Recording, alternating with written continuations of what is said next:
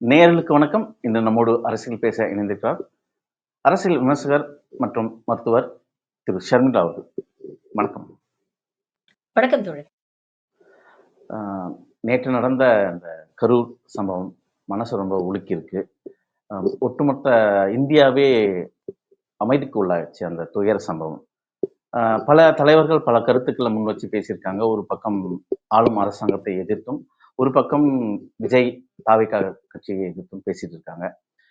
இந்த 41 உயிர்களுக்கு பொறுப்புன்னு ஒண்ணு இருக்கு இல்லையா, பொறுப்பு ஏற்பவர்கள்னு ஒண்ணு இருக்கு இல்லையா, அத இன்னைக்கு யார் ஆளும் அரசாங்கமா அல்லது காவல்துறையா இல்லை தாவேகா சேர்ந்த அந்த கட்சியினரா யாருமே முன் வந்து இதுக்கு பொறுப்பு ஏற்க மாட்டேங்கிறாங்க இந்த உயிர்களுக்கு. நீங்க எப்படி பாக்குறீங்க? இட் இஸ் அ கலெக்டிவ் ரெஸ்பான்சிபிலிட்டிங்க. முதல்ல இறந்து போனவங்களுடைய குடும்பத்துக்கு நம்மளுடைய ஆழ்ந்த இரங்கல்களை தெரிவிச்சுக்கிறோம். வருத்தம் ஒரு பக்கம் இருந்தாலும் இது சம்பந்தப்பட்ட ஒரு நியாயமான கோவத்தை இங்க இருக்கக்கூடியவங்க வெளிப்படுத்தணும். ஏன்னா இத கோவப்பட்டு நாம கேள்வி கேட்டோம்னா தான் இதற்கெல்லாம் வந்து ஒரு வழி பிறக்கும் அப்படிங்கிறது என்னுடைய ஒப்பீனியன். யாரு ரெஸ்பான்சிபிள், யாரு அக்கௌண்டபிள்னு கேட்டீங்கன்னா, it is a collective responsibility, it is a collective accountability. இந்த மாதிரி ஒரு பொலிட்டிக்கல் ஃபங்க்ஷன் ஆர்கனைஸ் பண்ண கட்சி முதல்ல அதுக்கான பொறுப்பு ஏத்துக்கணும். இரண்டாவது, இதை இதற்கு பர்மிஷன் கொடுத்த காவல்துறையும் வந்து இதற்கான சில கேள்விகளுக்கு வந்து பதில் சொல்ல வேண்டியிருக்கு. இது எல்லாத்தையும் தாண்டி தொடர்ந்து காவல்துறையும் சரி, கட்சி தரப்புலயும் சரி, பொதுமக்களுக்கு வந்து தாய்மார்கள் வராதீங்க, குழந்தைங்களை கூட்டிட்டு வராதீங்க அப்படின்னு சொன்னதுக்கு பிறகும் ஒரு நடிகரை பார்க்கணும் அப்படிங்கிறதுக்கான ஆர்வத்துல வந்து கூட்டம் போச்சு தெரியுமா? அவங்க எல்லாருமே கொஞ்சம் சிந்திச்சு பார்க்கணும். இது நமக்கு தேவையா இது போன்ற விஷயங்கள்? அப்ப இன்னமும் கொஞ்சம் சோசியல் ரெஸ்பான்சிபிலிட்டியோட நம்ம நடந்துக்கணும். இது போன்ற கூட்டங்களை நம்ம தவிர்க்கணும். அது நம்ம நல்லதுக்காக சொல்லப்படுற ஒரு விஷயம் அப்படிங்கறத வந்து நாம எடுத்துக்கணும். இப்போ விஜயோடைய அரசியலுடைய 2 மேஜர் ஆஸ்பெக்ட்ஸ் என்ன ஆரம்பத்துல நீங்க பாத்தீங்கன்னா, எந்த 2 ஆஸ்பெக்ட்ல இவங்க ஒரு நரேட்டிவ வந்து கட்டமைக்கிறாங்க. டிஎம்கே வர்சஸ் டிவிகே அப்படிங்கிற சாரி டிவிகே வர்சஸ் டிஎம்கே அப்படிங்கிற ஒரு நரேட்டிவ வந்து எந்த அடிப்படையில இவங்க கட்டமைக்கிறாங்க அப்படின்னு பாத்தீங்கன்னா, தொடர்ந்து வந்து எங்களுக்கு கூட்டம் வருது. நீங்க எல்லா விவாத நிகழ்ச்சிகளையும் எடுத்துக்கிறீங்களேன். விஜய் பேசின கருத்துக்களை தாண்டி விஜய்க்கு வர கூட்டம், ரசிகர் கூட்டம் இது வாக்கா மாறுமா, ஓட்டா மாறுமா, சீட்டா மாறுமா அப்படிங்கிற ஒரு நரேட்டிவ தான் தொடர்ந்து வந்து ஊடகங்களும் சரி, தாவேகா தரப்புலயும் சரி அந்த ஒரு விஷயத்த தான் வந்து கட்டமைக்கிறாங்க. இரண்டாவது, திமுக வந்து காவல்துறைய கையில வச்சுக்கிட்டு காழ்ப்புணர்ச்சியினால எங்களுக்கு வந்து மத்த பொலிட்டிக்கல் பார்ட்டிஸ் கொடுக்கிற மாதிரி பர்மிஷன் எங்களுக்கும் கொடுக்க மாட்டேங்கிறாங்க. மத்த பொலிட்டிக்கல் பார்ட்டிஸ்க்கு இந்த மாதிரி நிபந்தனைகள் விதிக்க மாட்டேங்கிறாங்க அப்படின்னு தொடர்ந்து ஏதோ காவல்துறை வந்து விஜய்க்கு எதிரி மாதிரி ஒரு நரேட்டிவ வந்து இந்த கட்சி தரப்பினர் வந்து கிரியேட் பண்ண ட்ரை பண்ணிட்டாங்க. இப்ப நாளடைவுல இது என்ன ஆகுதுன்னா, எல்லா பொலிட்டிக்கல் பார்ட்டிஸ்க்கும் போடுற நிபந்தனைகள் தான் வந்து காவல்துறை போடுறாங்க. எல்லா பொலிட்டிக்கல் பார்ட்டிஸுக்கும் டெசிக்னேட்டட் ஸ்பாட்ஸ்ல தான் பொலிட்டிக்கல் ராலிஸ் நடத்தணும் அப்படிங்கிற ஒரு விதிமுறையை வந்து ஸ்டாண்டர்ட் ஆபரேட்டிங் ப்ரொசீஜரா அவங்க தொடர்ந்து ஃபாலோ பண்றாங்க. ஆனா இவங்க தொடர்ந்து தாவேகாவில் இருக்கக்கூடிய அடுத்த லெவல் தலைவர்களும் சரி, மேடையில விஜயுமே சரி, காவல்துறை வந்து எங்களுக்கு வந்து இடைஞ்சல் ஏற்படுத்துறாங்க. நீங்க வெளியில வரக்கூடாது, நீங்க கைய காட்டக்கூடாது, நீங்க நடக்கக்கூடாது, நீங்க உட்காரக்கூடாதுன்னு ஏகப்பட்ட நிபந்தனைகள். இத வந்து போன மீட்டிங்ல பேசுறாரு. ஐ திங்க் நாகையில பேசும்பொழுதுதான் சொல்றாருன்னு நினைக்கிறேன். ஏகப்பட்ட நிபந்தனைகள் போடுறாங்க. நீங்க சொல்றதெல்லாம் நாங்க கேட்கணுமா? மக்களே, நான் உங்ககிட்ட நேரடியா வர முடியும். நீங்க சொல்றதெல்லாம் தாண்டி எனக்கு மக்கள் தான் முக்கியம். நான் மக்கள் கிட்ட நேரடியா வருவேன் அப்படின்னு இவர் பேசுறாரு. அப்ப தொடர்ந்து அப்படிப்பட்ட ஒரு பொய்யான பிம்பத்தை காவல்துறை என்னமோ தாவேகாவுக்கு எதிரி மாதிரி ஒரு பிம்பத்தை வந்து கட்டமைக்கிறாங்க. இன்னைக்கு என்ன ஆயிடுச்சு? அந்த காவல்துறையோட நீங்க கொஞ்சம் கோஆபரேட் பண்ணியிருந்தீங்கன்னா, அவங்க சொல்லக்கூடிய நிபந்தனைகளை ஓரளவுக்கு சின்சியரா நீங்க கையில எடுத்து அதற்கு கொஞ்சமாவது முக்கியத்துவம், ரெஸ்பான்சிபிலிட்டி நீங்க கொடுத்திருந்தீங்கன்னா, இந்த 41 மரணங்களை வந்து தவிர்த்திருக்கலாம்ல. 10,000 பேர் வருவாங்கன்னு நீங்க தானே ரிக்வெஸ்ட் கொடுத்து லெட்டர் வாங்குறீங்க. உங்களுக்கு தெரியாதா எந்த அளவுக்கு கூட்டம் வரும் அப்படின்னு? நீங்க தானே இங்க மேடை மேடையா பேசுறீங்க, கொக்கரிக்கிறீங்க. பாருங்க எங்களுக்கு எவ்வளவு கூட்டம். இந்த மேடையிலே அவர் பேசுறாரு. பாத்தீங்களா, எனக்கே போன 2 வாரமா நம்பிக்கை இல்ல. ஆனா இந்த வாரம் இந்த கூட்டத்தை பார்க்கும்போது எனக்கு நம்பிக்கை வந்துருச்சு. நீங்களா நானான்னு பாத்துருவோமா அப்படின்னு நீங்க சவால் விடுறீங்கல்ல. அப்ப உங்களுக்கு தெரியாதா இவ்வளவு கூட்டம் வருது அப்படிங்கிறது உங்களுக்கு தெரியாதா? அப்ப அந்த கூட்டத்தை வந்து அந்த கூட்டத்துடைய பாதுகாப்பை, அந்த கூட்டத்துடைய ஆரோக்கியத்தை, உங்க ரசிகர்களோட நலனை பாதுகாக்கணும் அப்படிங்கிற குறைஞ்சபட்ச அக்கறையோ, ரெஸ்பான்சிபிலிட்டியோ உங்க கட்சியை சேர்ந்தவர்களுக்கு இல்லையா? விஜய்க்கு இல்லையா? 8 மணி நேரம் நிக்கிறாங்கங்க. இன்னொரு பக்கம் என்ன பண்றாங்க அப்படிங்கறத பாருங்க. விஜய் வந்து காலதாமதமா வராரு. அவர் தெரிஞ்சே வராரு. ஏன்னா நாமக்கல்ல 8:45 அப்படின்னு உங்க அதிகாரப்பூர்வ சோசியல் மீடியா வலைதளங்கள்ல நீங்க சொல்றீங்க. நாமக்கல்ல 8:45 வருவாரு அப்படின்னு சொல்றீங்க. 3 to 10ன்னு கரூர்ல பர்மிஷன் வாங்கிட்டு 12 மணிக்கே வருவாரு அப்படின்னு நீங்க வந்து அறிக்கை வெளியிடுறீங்க உங்களுடைய அபிஷியல் வெப்சைட்ல. அப்படி இருக்கும் பொழுது நீங்க தெரிஞ்சே லேட்டா வரீங்க. 8:45க்கு இருக்க வேண்டிய இடத்துக்கு நீங்க 8:45க்கு தான் உங்க வீட்ல இருந்தே நீங்க கிளம்புறீங்க. அப்போ கண்டிப்பாக ஒரு 4, 5 மணி நேரம் தாமதம் ஆகும் அப்படிங்கிறது உங்களுக்கு நல்லாவே தெரியும். ஒரு பக்கம் நீங்க லேட்டா வரீங்க, இன்னொரு பக்கம் உங்க ரசிகர்களை சீக்கிரம் வர சொல்றீங்க. அப்போ இன் டோட்டல் நீங்க பாத்தீங்கன்னா, நீங்க ஒரு பக்கம் லேட்டா வரீங்க, ரசிகர்கள் சீக்கிரம் வராங்க. கிட்டத்தட்ட 8, 10 மணி நேரம் அவங்க வந்து சோறு தண்ணி இல்லாம அந்த கிரவுட்ல நிக்கிறாங்க. அப்போ அவங்களுடைய உணவு, அவங்களுடைய அந்த குடிநீரை உறுதி செய்ய வேண்டியது எந்த கட்சியோட கடமை? அப்ப உங்களுக்குன்னு ஒரு ப்ராப்பர் ஆர்கனைசேஷன் ஸ்ட்ரக்சர் இருந்ததுன்னா, நீங்க என்ன பண்ணியிருக்கணும்? அங்க இருக்கக்கூடிய மாவட்ட செயலாளர் தலைமையில அடுத்தடுத்த கட்ட தலைவர்கள வந்து நீங்க போட்டு, ஒரு வாலண்டியரிங் டீம் ஒண்ணு நீங்க ஏற்பாடு பண்ணி, இவ்ளோ பப்ளிசிட்டிக்கு செலவு பண்ண தெரியுதுல்ல சார். அவங்களுக்கு ஒரு யூனிஃபார்ம வாங்கி குடுத்து, அவங்களுக்கு ஒரு பேட்ஜ குடுத்து, அவங்கள கிரவுட ஆர்கனைஸ் பண்ண, கண்ட்ரோல் பண்ண நீங்க ஏற்பாடு பண்ணியிருக்கலாம்ல. பிரைவேட் ஜெட்டுக்கு லட்சக்கணக்குல, கோடிக்கணக்குல செலவு பண்ணி வர தெரியுது. லட்சக்கணக்குல, கோடிக்கணக்குல ஒரு பஸ்ஸுக்கு செலவு பண்ண தெரியுது. ப்ரொமோஸ்க்கு உங்களால செலவு பண்ண முடியுது. ஒரு பிஸ்கட் பாக்கெட், ஒரு தண்ணி பாக்கெட் குடுக்க உங்களால செலவு பண்ண முடியாதா சார்? அத்தன பேர் சோறு தண்ணி இல்லாம அங்க எல்லாரும் கடைய இழுத்து மூடிட்டாங்கங்க சார். ஏன்னா இவங்க வந்தா இவங்க எவ்வளவு அன்ரூலியா பிஹேவ் பண்றாங்க, எப்படி கடைகள்லாம் அடிச்சு உடைக்கிறாங்க அப்படிங்கிறது தெரியுது. அப்போ அடிப்படை உணவுக்கும் தண்ணீருக்கும் கூட உங்களால ஏற்பாடு பண்ண முடியலன்னா நீங்க எல்லாம் எதுக்கு கட்சி கூட்டம் நடத்துறீங்க? அப்ப ஒரு இந்த வாலண்டரி குரூப்ப கிரௌட கண்ட்ரோல் பண்றதுக்கான ஒரு முயற்சியே வந்து இவங்க தரப்புல இருந்து எடுக்கலல்ல. எல்லாத்துக்கும் காவல்துறை வந்து செய்யுமாங்க? கூடுற கூட்டத்துக்கு தண்ணி முதல் கொண்டு காவல்துறை குடுக்கும்னு நீங்க எதிர்பார்க்கறது எவ்வளவு பெரிய அநியாயம்? 10,000 பேருக்கு மேல வருவாங்க. கூட்டம் வழி நெடுக நீங்க லைவ் போட்டுக்கிட்டு வரீங்க. லைவ்ல வந்து மெயின் ஸ்ட்ரீம் மீடியாவோட ராஜவேல் நாகராஜன் பேசுறாரு, அருண்குமார் பேசுறாரு, ஆதவ் அர்ஜுனா பேசுறாரு. பாருங்க கட்டுக்கடங்காத கூட்டம் விஜயை பார்க்க அலைமோதுகிறது அப்படின்லாம் நீங்க பேசுறீங்க. ட்ரோன் காட்சிகள் போடுறாங்க ஒரு மீடியால, மெயின் ஸ்ட்ரீம் மீடியால. அந்த கூட்டத்தை பார்த்தா உங்களுக்கு தெரியாதா? இது எவ்வளவு ஆபத்துல கொண்டு போய் விடும்? அலை மோதுதுங்க கூட்டம். This is a recipe for imminent disaster அப்படிங்கிறது உங்களுக்கு தெரியாதா? இதற்கு முன்னால நடந்த உங்க கூட்டத்திலே இது போன்ற அசம்பாவிதங்கள் நடந்திருக்குல்ல. இது அப்ப அதுல இருந்து விஜயோட நீங்க என்ன பாடம் கத்துக்கிட்டீங்க? இது விஜயோட தாவேகா தரப்புல நடக்கிற இந்த ஒழுங்கின்மை தான் காரணமா பார்க்கப்படுதா? இல்ல விஜயும் ஒழுங்கினமா கண்டிப்பாங்க. தான் இருக்காரா? கண்டிப்பா, கண்டிப்பா. அவங்கள வந்து இவங்க வந்து இதத்தான் ஆரம்பத்துல இருந்தே நாம சொல்லிட்டு இருக்கோம். அரசியல் படுத்துங்க, அரசியல் படுத்துங்க. ரசிகர் கூட்டமா இருந்தீங்கன்னா இது ஆபத்தாக இருக்கும். இந்த கண்மூடித்தனமான பக்தி அப்படிங்கிறது புரட்சியாளர் அம்பேத்கர் ரொம்ப அழகா சொன்னாருங்க. அரசியல பொறுத்த வரைக்கும் கண்மூடித்தனமான பக்தி, ஹீரோ வொர்ஷிப் அப்படிங்கிறது ஒரு ஜனநாயகத்துக்கு ஆபத்தானது அப்படின்னு சொன்னாரு. இன்னைக்கு அதுதானே நடந்திருக்கு. நீங்க அரசியல் படுத்த தவறிய காரணம் இன்னைக்கு 41 உயிர் பலியாயிருக்கு. சரி உயிர் போயிடுச்சுல்ல. நீங்க தானங்க மேடைக்கு மேடை பேசுற. உங்கள் விஜய் நான் வரேன். அப்படின்னு நீங்க தானே சொல்றீங்க. பிரச்சனைன்னு வந்தபோது எங்க சார் ஓடி ஒளிஞ்சுக்கிட்டீங்க? உங்கள் தாய்மாமன் நான், உங்கள் சகோதரன் நான், உங்கள் மகன் நான், உங்கள் அண்ணன் நான் நீங்க தானே சார் பேசுறீங்க. ஆமா, இந்த நிகழ்வை ஒட்டி பல பேர் தங்களோட அனுதாபங்களை தெரிவிக்கிறாங்க. ஆனா தாவேகா தரப்புல வந்து எந்த ஒரு செய்தியும் வரல. ஒரு செய்தி வந்தது, பனையூர்ல அவரோட வக்கீலோட ஒரு பொதுக்கூட்டம் நடத்துறாங்க. நீதிமன்றத்துல நடத்த போறாங்க. அந்த நீதித்துறை நாடி ஒரு மனு ஒண்ணு குடுத்திருக்காங்க. அததாங்க இப்ப கூட என்ன பாருங்க அவருடைய மைண்ட் செட் எப்படி இருக்குதுன்னு பாருங்க. பிரச்சனையில இருந்து நான் எப்படி எஸ்கேப் ஆறது? இந்த ரெஸ்பான்சிபிலிட்டில இருந்து நான் எப்படி எஸ்கேப் ஆறது? நாளைக்கு என் மேல கேஸ் போட்டாங்கன்னா, அதுல இருந்து நான் எப்படி தப்பிக்கிறது? நான் எப்படி பாதுகாப்பா இருக்கிறது? அப்படிங்கிறதுல தான் அவருடைய கவனம் இருக்கே தவிர, பாதிக்கப்பட்டவங்களுக்கு நாம களத்துல வந்து நிக்கணும்னு அவர் கொஞ்சமாவது யோசிச்சிருக்க வேண்டாமா? இங்கேருந்து நீங்க ஏர்போர்ட்டுக்கு போகும்போதே பத்திரிகையாளர்கள் சொல்றாங்க 30 பேர் இறந்து போயிட்டாங்க. உங்களுக்கு செய்தி தெரியாம இல்ல, உங்களுக்கு செய்தி தெரியுது. கேட்கிற கேள்விக்கு பதில் சொல்ல முடியாம பயந்து ஓடுறீங்க. பிளைட்ல போய் சென்னையில இறங்குனே உங்களுக்கு உண்மையிலேயே வருத்தம் இருந்ததுன்னா, சென்னையில இருந்து இறங்குன அந்த விஷுவல்ஸ் வருதுங்க. இறங்கி நின்னு சிரிச்சு சந்தோஷமா செல்ஃபி எடுத்துக்கிட்டு போறாருங்க அவரு. வீட்டுக்கு போனதுக்கு அப்புறம் 4 மணி நேரத்துக்கு அப்புறம் களத்துல வந்து அமைச்சர்கள்ல இருந்து, முதலமைச்சர்ல இருந்து எல்லாரும் களத்துக்கு வந்து இந்த செய்திகள்லாம் வந்து வைரல் ஆனதுக்கு அப்புறம் 4 மணி நேரத்துக்கு அப்புறம் அவர்கிட்ட இருந்து ஒரு பதிவு வருதுங்க. மனசு நொறுங்கி போயிட்டேன், இடிச்சு போயிட்டேன். நொறுங்கி போனவர், இடிச்சு போனவர் செய்யற செயலாங்க இது. சரி நீங்க வர முடியல, நீங்க வந்தா கூட்டம் கூடிடும் அப்படிங்கிற ஒரு பயம் உங்களுக்கு இருக்கு அப்படின்னா, உங்க அடுத்த கட்ட தலைவர்கள் என்னங்க பண்ணிட்டு இருக்காங்க? ஆதவ அர்ஜுனா எங்க போனாரு? புஷி ஆனந்த் எங்க போனாரு? ராஜவேல் நாகராஜன் எங்க போனாரு? அருண்குமார் எங்க போனாரு? மேடையில பேசுறீங்கல்ல வாய்க்கிழிய. ஒரு அஜித் குமார் செத்த போது ஒரு மேடைய போட்டு காவல்துறை அராஜகத்தால் மரணித்தவர்கள் அப்படின்னு வரிசையா கொண்டு வந்து ஒரு 10 குடும்பத்தை நிறுத்தி வச்சு பேச தெரிஞ்சதுல உங்களால?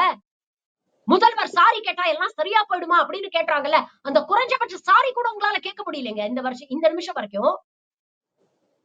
பணம் என்னங்க பெரிய பணம், நான் பார்க்காத பணமா அப்படின்னு பேசுங்க. 20 லட்சம் ரூபாய் கொடுத்தா அந்த உயிர் திரும்பி வந்துருமா? உங்க சொத்தையே எழுதி கொடுத்தா கூட அந்த போன உயிர் திருப்பி கொண்டு வர முடியுமாங்க?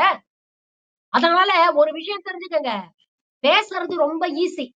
இந்த பஞ்ச் டயலாக் பேசுறதெல்லாம் ரொம்ப ஈஸி. பிரச்சனைன்னு வந்துட்டா கோழை மாதிரி பின்முதுக காட்டிக்கிட்டு ஓடக்கூடாது. நின்னு தைரியமா அதை ஃபேஸ் பண்ண தெரியணும். கூட்டத்தை கூட்ட தெரிஞ்ச உங்களுக்கு அந்த கூட்டத்துல ஒரு பிரச்சனை நடக்குதுன்னா அதை எதிர்கொள்ளக்கூடிய தைரியமும் திராணியும் இல்லைன்னா you are unfit to be a leader. ஒரு இந்த நிகழ்வை குறித்து பல கருத்துக்களும் பல அறிக்கைகளும் நம்ம பார்த்துட்டோம். அது நடந்துட்டு இருக்குன்னு வச்சுங்களேன். ஆனால் ஒரு பக்கம் வந்து தமிழக அரசாங்கம், அதாவது காவல்துறை மீதோ தமிழக அரசாங்கம் மீதோ மக்கள் ஒரு குற்றச்சாட்டை முன்வைக்கிறாங்க. தாவேக்காவை பார்த்து அஞ்சுகிறதா இந்த திமுக? ஏன் இன்னும் விஜய் கைது செய்யப்படவில்லை? நம்ம ஆந்திராவில பார்த்த ஒரு நிகழ்வை, ஒரே ஒரு உயிருக்கு அந்த ஆந்திர முதலமைச்சர் அந்த நடிகரை கைது செய்ய ஆணையிட்டாரு. ஆனா இந்த பக்கம் 41 உயிர்கள் பலியா இருக்கு. ஏன் அஞ்சுகிறாங்க? இந்த 41 உயிர்களுக்கு யார் அஞ்சுகிறாங்க அப்படின்னு சொல்றதெல்லாம் இந்த தாவேக்கா தற்குறிகள் சொல்ற விஷயங்க. இப்ப உடனடியா போய் விஜய கைது செஞ்சிருந்தா என்ன சொல்லியிருப்பாங்க? அதுக்கும் திமுக காழ்ப்புணர்ச்சி. பாருங்க, இத வந்து தங்களுடைய அரசியல் ஆதாயத்துக்கு யூஸ் பண்றாங்க. உடனே எந்தவித விசாரணையும் இல்லாம, எந்தவித தரவுகளும் இல்லாம விஜய போய் கைது பண்ணிட்டாங்க அப்படின்னு இதே கூட்டம் பேசும். வேண்டாதவன் கைப்பட்டாலும் குற்றம், கால்பட்டாலும் குத்தம்னு ஊடகங்களும் சரி, தாவேக்கா தரப்பினரும் சரி பேசத்தாங்க செய்வாங்க. நடவடிக்கை எடுத்தா காழ்ப்புணர்ச்சி அப்படிம்பாங்க. நடவடிக்கை எடுக்கலைன்னா பயந்து ஒதுங்குறாங்க அப்படின்னு சொல்லுவாங்க. இதற்கெல்லாம் ஃபுல் ஸ்டாப் வைக்கணும் அப்படிங்கிறதுக்காக தான் அருணா ஜெகதீசன் தலைமையில ஒரு ஒரு குழுவை வந்து அவர் ஏற்படுத்தி இருக்கிறாரு. நாங்க இதுல எதுவும் சொல்லல. அவங்க விசாரிச்சு சொல்லட்டும். அப்ப உண்மை என்ன அப்படிங்கிறது தெரியட்டும். ஆதாரப்பூர்வமாக சில விஷயங்கள் வெளியில வரும்பொழுது அதை வைத்து முறையான நடவடிக்கை என்ன அரசு எடுக்கணுமோ அதை எடுப்பாங்க. அப்போ நீங்க விமர்சனம் பண்ண முடியாது. அப்ப நீங்க கேள்வி கேட்க முடியாது. நீங்க வந்து சம்பவம் நடந்த சில மணி நேரங்கள்ல விஜயை அரெஸ்ட் பண்ணிருந்தா அது இன்னும் எவ்வளவு பெரிய கலவரத்துல கொண்டு போய் விட்டுருக்கோம் கொஞ்சம் யோசிச்சு பாருங்களேன். இந்த தற்குறி கூட்டம் செந்தில் பாலாஜி ஏன் போனாருன்னு கேட்கக்கூடிய இந்த தற்குறி கூட்டம் விஜய் ஏன் வரல அப்படின்னு கேட்கக்கூடிய அளவுக்கு கூட அவங்களுக்கு சிந்தனை தெளிவு இல்ல. அப்படிப்பட்ட ஒரு சூழ்நிலையில நீங்க போய் விஜய கைது பண்ணீங்கன்னா அது இன்னும் எவ்வளவு பெரிய ஒரு சட்ட ஒழுங்கு சிக்கல்ல கொண்டு போய் விட்டுருக்கோம், எவ்வளவு பெரிய கலவரம் நடந்திருக்கும், எவ்வளவு உயிர் போயிருந்திருக்கும். அப்பவும் இந்த அரசாங்கத்தை தானே குத்தம் சொல்லுவீங்க. அப்போ ஒரு விஷயத்துல முறைப்படி ஒரு அரசு என்ன செய்யணுமோ அதை இந்த அரசாங்கம் தெளிவா செஞ்சிருக்கு. களத்துல போய் நிக்கிறாங்க. பிரச்சனை நடந்த போது காவல்துறை தான் விஜய் வந்து அந்த இடத்துல இருந்து நீங்க நகர்ந்துருங்க, விஜய் வந்து ஒரு குறிப்பிட்டு பேசினா இல்ல நான் இங்கதான் இருக்க போறேன், சோக சம்பவம் நடந்துருச்சு, நான் இங்க இருந்து பாக்குறேன்னு சொன்னதாகவும், காவல்துறை தரப்புல நீங்க இருந்தா சட்டம் ஒழுங்கு பாதிக்கப்படும், நீங்க கிளம்பிடுங்க ஒரு பதிவை அது உண்மையாகவே இருக்கட்டும். பத்திரிகையாளர்கள் கேள்வி கேட்கும் போது அவங்களை சந்திச்சு அதை சொல்லிட்டு அந்த விளக்கத்தை சொல்லிட்டு அவர் சென்னைக்கு போயிருக்கலாம் இல்லங்க. இல்லங்க, நான் இங்க இருக்கணும்னு தான் நான் விருப்பப்படுறேன், நான் இங்க இருக்கணும்னு தான் சொன்னேன். ஆனா அரசு தரப்புல இருந்து காவல்துறையில இருந்து எனக்கு அட்வைஸ் பண்ணிருக்காங்க, நீங்க இங்க இருந்தா இன்னும் பிரச்சனை ஆயிடும்னு சொல்லியிருக்காங்க. என்ன சென்னைக்கு போக சொல்லி காவல்துறை தான் சொன்னாங்கங்க. அவங்க சொல் பேச்ச கேட்டுதான் நான் போறேன். எனக்கு நீங்காத வருத்தம் இருக்கு. நான் இப்ப ரொம்ப சோகத்துல இருக்கேன். இப்ப நான் பேச விரும்பல. கண்டிப்பா நான் பிரஸ்ஸ சந்திச்சு நீங்க கேட்கக்கூடிய கேள்விகளுக்கெல்லாம் பதில் சொல்றேன். ஆனா இப்போதைக்கு நிலைமைய புரிஞ்சுக்கங்க அப்படின்னு பத்திரிகையாளர்களை சந்திச்சு பேசுறதுக்கு என்னங்க குறைச்சல் அவருக்கு? மேடையில ஏறி பஞ்சு டயலாக் பேச தெரியுது இல்ல? 10 ரூபா செந்தில் பாலாஜின்னு பாட்டு பாட தெரியுது இல்ல? இந்த விளக்கத்தை கொடுத்துட்டு போறதுக்கு என்னங்க கஷ்டம் அவருக்கு? சம்பவம் நடந்து 48 மணி நேரம் ஆகுது. இன்ன வரைக்கும் பிரஸ் சந்திச்சு ஒரு பொறுப்பான ஒரு பதில சொல்ல முடியல அவரால. ஒரு காணொளி கூட போட முடியலங்க. பிரஸ் சந்திக்க வேண்டாம், ஒரு காணொளியாவது போடலாம்ல, ஏங்க போட முடியல?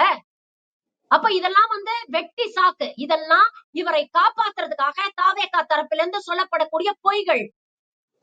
இன்னைக்கு நிர்மல்குமார் கிட்ட கேக்குறாங்க, பத்திரிகையாளர்கள் கேக்குறாங்கங்க, மத்த கட்சி ஆளுங்க எல்லாம் களத்துல வந்து நின்னு வேலை செய்யறாங்களே, தாவேகா தரப்புல இருந்து யாருமே அங்க காணுமே அப்படின்னு கேட்டா அந்த மனுஷன் கொஞ்சம் கூட மனசுல கொஞ்சம் கூட மனிதாபிமானம் இல்லாம சொல்றாரு, இல்ல நாங்க கோர்ட்ல அப்ளை பண்ணிருக்கோம், கோர்ட்ல இருந்து என்ன தீர்ப்பு வருது அப்படிங்கறத பாத்துட்டு நாளைக்கு நாங்க களத்துக்கு வருவோம். எப்போ? செத்தவங்களை எல்லாம் கொண்டு போய் எரிச்சதுக்கு அப்புறம் நீங்க களத்துக்கு வருவீங்களா? வந்து என்ன கிழிக்க போறீங்க நீங்க? நம்ம நம்ம இதுதான் இந்த பொறுப்பான ஒரு கட்சி நீங்க இந்த தலைவர்கள் விஷயத்தை சொல்ற ஒட்டி பதிலா? நீங்க பேசின இந்த விஷயத்தை ஒட்டி ஒரு காணொளி தாவேகா தரப்புல இருந்து அவங்க சமூக தளத்துல இருந்து நம்ம பார்க்கிறோம். அன்னைக்கு தளபதி ஸ்டாலின் வந்தாரா, கள்ளக்குறிச்சிக்கு வந்தாரா, அங்க இதே போல தானே மரணங்கள் பல பன்மடங்கா இருந்தது. அன்னைக்கு ஸ்டாலின் ஏங்க வந்தாரா, இன்னைக்கு விஜய் அன்னைக்கு பார்த்து அன்னைக்கு கேட்கறீங்களே என்ற ஸ்டாலின் ஒரு கேள்வி சரி இருக்கு. கரெக்ட். அன்னைக்கு ஸ்டாலின் வரல. சரி, உங்க ஆர்குமெண்ட்டுக்கே நான் வரேன். அன்னைக்கு ஸ்டாலின் வரல. நீங்க தானே சார் மாற்றத்தை கொண்டு வருவேன்னு சொல்றீங்க. நீங்க தானே தமிழ்நாட்டு மக்களுக்கே 6 மாசத்துல நான் ஒரு மாற்றத்தை கொண்டு வருவேன். திராவிட கட்சிகளுக்கு நான் மாற்று, நான் தான் பார்ட்டி வித் டிஃபரன்ஸ், நான் கழட்டிட போறேன், புடுங்கிட போறேன் நீங்க தானங்க பேசுறீங்க. அப்புறம் ஏன் சார் பயந்து ஓடுறீங்க? வர வேண்டியதானங்க களத்துக்கு. என்ன பயம்?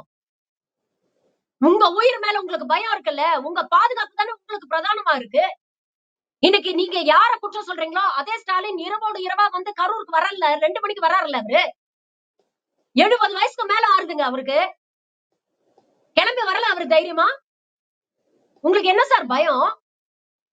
சரி, நீங்க வர முடியல. இந்த வளர்ந்து கெட்டவன் ஒருத்தர் இருக்கானே ஆதவ அர்ஜுனானே, எங்கேயா சார் போனான் அவன்? ஒரு பேனா வச்சு சுழட்டி சுழட்டி இன்டர்வியூ கொடுப்பான்ல. வியூக இல்ல, வகுப்பாளர் அப்படின்னு போட்டுக்கு தெரியுதுல்ல. எங்க போச்சு உங்களோட வியூகம் எல்லாம்? தாவேகாவுல சப்தகான்னு இரண்டாம் அடங்கி கட்ட தலைவர் மீண்டும் யாருமே போய் இல்லையோ? ஒதுங்கிக்கிறீங்க, ஒளிஞ்சுக்கிறீங்க. தாவேகாவுல தாவேகாவுல இரண்டாம் கட்ட தலைவர் ஒரு ஊடகத்தை சந்திக்கிற அளவுக்கு யாருமே இல்லையோ அங்க. யாருமே இல்லங்க. அவங்க எல்லாம் விஜய ஒரு வியாபார பொருளான்னு நினைக்கிறாங்க. நான் சொல்லட்டுமா? இவங்கள பொறுத்த வரைக்கும் விஜய் வந்து சர்க்கஸ்ல இருக்கிற சிங்கம் மாதிரி. ஊர் ஊரா கூட்டிட்டு போய் சர்க்கஸ் சிங்கத்தை வேடிக்கை காட்டுவாங்க தெரியுமா? அந்த மாதிரி ஊர் ஊரா போய் மக்களை கூட்டி வச்சுக்கிட்டு, "தா பாருங்க சர்க்கஸ் சிங்கம், தா பாருங்க சிங்கம்" அப்படின்னு சொல்லி வேடிக்கை காட்டுற ஒரு கூட்டம். அது மூலமாக அரசியல் ஆதாயம் தேடக்கூடிய ஒரு கூட்டம். இவங்க இங்க இருக்கக்கூடிய மக்களை வாக்காளர்களா பார்க்கல. முதல்ல மக்களாவே பார்க்கல. முதல்ல அரசியல் தலைவர்கள் மக்கள மக்களா பார்க்கணும். ஆனா இன்னைக்கு இருக்கக்கூடிய அரசியல் சூழல் என்னன்னா, வாக்காளர்கள் அப்படிங்கிற தாண்டி ஒரு கன்சியூமர்ஸா பார்க்கறாங்க அவங்க. விஜய வச்சு வியாபாரம் பண்ணணும்னு தேடுறாங்க. அந்த வியாபாரத்துக்கான கன்சியூமர்ஸா இங்க இருக்கக்கூடிய மக்கள பார்க்கறாங்க. அப்படி அரசியல் வியாபாரம் செய்றவனுக்கு கன்சியூமர் பற்றிய நலன் வந்து பெரிய பிரதானமாக இருக்காது. முதல்ல அத தெரிஞ்சுக்கங்க. எப்போ அரசியல ஒருத்தன் வியாபாரமா பார்க்கறானோ, அவனுக்கு கன்சியூமர் எக்கேடு கெட்டு போனா நமக்கு என்ன? நம்ம ப்ராடக்ட் நம்ம வித்துட்டோமா? அவ்வளவுதான். அப்படிங்கிற வியாபார நோக்கம் தான். நமக்கு லாபம் வருதா? அப்படிங்கிற நோக்கத்துல தான் பார்ப்பாங்க. அப்படிப்பட்ட அரசியல் தான் இன்னைக்கு கடந்த சில சில வருடங்களாவே அப்படிப்பட்ட அரசியல் தான் வந்து இன்னைக்கு நாடளவுல இருந்துட்டு இருக்கு. இன்னைக்கு விஜய்க்கு ஆதரவாக பேசக்கூடிய அரசியல்வாதிகளும், சமூக இன்ஃபுளுசர்ஸும் யாருன்னு பாருங்க. அண்ணாமலை, பாண்டே போன்ற வகையறாக்கள். அண்ணாமலை வந்து எக்ஸ் போலீஸ் ஆபீசர். வெக்கமா இல்ல அந்த ஆளுக்கு? விஜய் லேட்டா வந்ததுல என்ன தப்புன்னு கேக்குறாருங்க அவரு. காவல்துறை என்ன பண்ணும் அப்படின்னு கேக்குறாரு. காவல்துறைக்கு வந்து நீங்க காவல்துறை மேலயும் எனக்கு விமர்சனங்கள் இருக்கு. 10,000 பேர் வராம அவன் தான் புத்தி கெட்டத்தனமா சொல்றானா? நீங்க பார்த்திருக்கீங்கல்ல. இது போன்ற நிகழ்வுகள் இதுக்கு முன்னாலே இந்த கூட்டம் வந்து இந்த கட்சி நடத்தி இருக்குல்ல. அங்க எத்தனை பேர் வந்திருக்காங்க? எவ்வளவு பிரச்சனைகள் நடந்திருக்குன்னு உங்களுக்கு தெரியாதா? அப்ப அதற்கான முன்னெச்சரிக்கை நடவடிக்கைகள் நீங்க எடுத்திருக்க கூடாதா? முதல்லயே ஏன் சார் பர்மிஷன் குடுக்குறீங்க? சரி, பர்மிஷன் குடுத்துட்டீங்க. 10,000க்கு மேல 20,000 பேர் வந்தா சரி.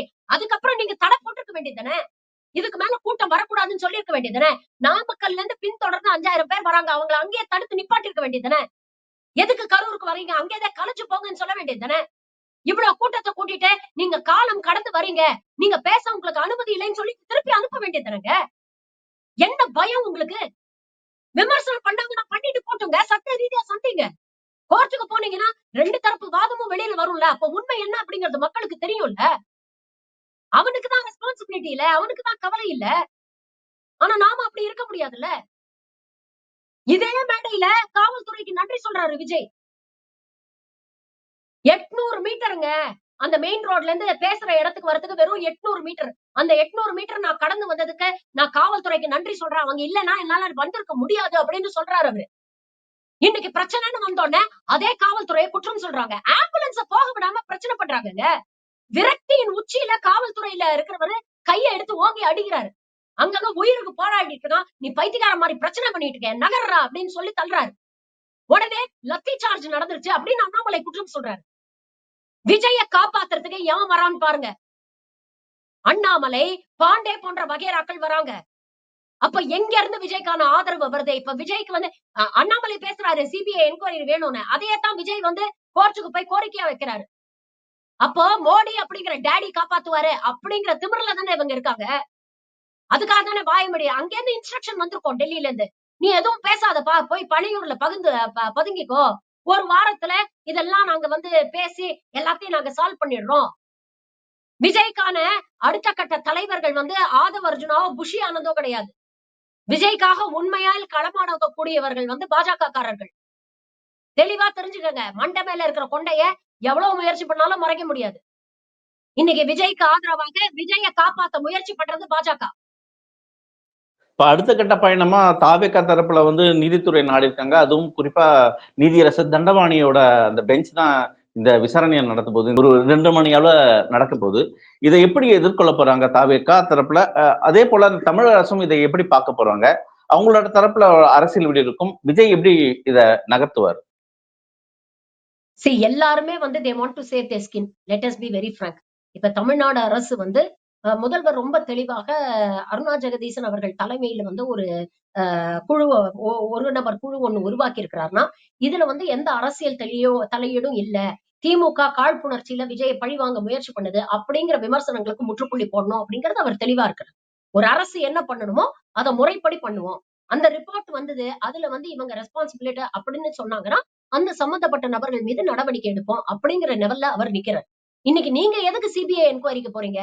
உங்க மேல உண்மையிலேயே தப்பு அவங்க இல்ல. சதி இது பெரிய சதின்னு தானே போயிருக்காங்க. சரி சார், நான் என்ன கேட்கிறேன், உங்களுக்கு வந்து உங்கள் மேல எந்த தப்பும் இல்ல. நாங்க எந்த தவறும் செய்யல. நாங்க எல்லாம் சரியா தான் செஞ்சோம். இது திமுக நாடகம் ஆடுது, காழ்ப்புணர்ச்சியில பண்ணுது, போலீஸ் வந்து சரியா ஹேண்டில் பண்ணல அப்படிங்கிற உங்க விமர்சனங்கள் மீது உங்களுக்கு உண்மையிலேயே நம்பிக்கை இருந்ததுன்னா, அருணா ஜெகதீசன் அறிக்கை வர வரைக்கும் வெயிட் பண்ணுங்களேங்க. எதுக்கு அவசர அவசரமா சிபிஐ வேணும்னு ஏன் கேக்குறீங்க? என்ன அச்சுறுத்தல் உங்களுக்கு? அப்ப அருணா ஜெகதீசன் ரிப்போர்ட்ல என்ன உண்மை வெளியில வந்துரும்னு நீங்க பயப்படுறீங்க? வெளிப்படையாக தெரியுதுங்க. இதெல்லாம் வந்து நம்ம மூடி மறைக்க வேண்டிய அவசியமே இல்ல. எத்தனை காணொளிகள், எத்தனை பேர் சம்பவத்துல இருந்த அங்க இருந்த களத்துல இருந்த எத்தனை பேர் பேசுறாங்க? களத்துல இருந்த எவ்வளவு ரிப்போர்ட்டர்ஸ் பதிவு பண்றாங்க. ஒருத்தர் அழுதுகிட்டே பதிவு பண்றாருங்க. கண்ணுக்கு முன்னால ஒரு குழந்தை, என் புள்ள வயசுல இருக்கவன் இறந்து போயிட்டான் அப்படின்னு அவரால அழுகைய கண்ட்ரோல் பண்ண முடியலங்க. இதெல்லாம் டிராமாவா? இதெல்லாம் நடிப்பா? உண்மையிலேயே உணர்ந்து அந்த வலியும் வேதனையும் உணர்ந்து தானங்க அவங்க பேசுறாங்க. அவ்ளோ வீடியோஸ் இருக்கு, அவ்ளோ ஆதாரம் இருக்கு. நீங்க எங்கெல்லாம் தவறிட்டீங்க அப்படிங்கிற விஷயங்களை தொடர்ந்து இன்னைக்கு பட்டியலிட்டு சொல்லிட்டு இருக்காங்க.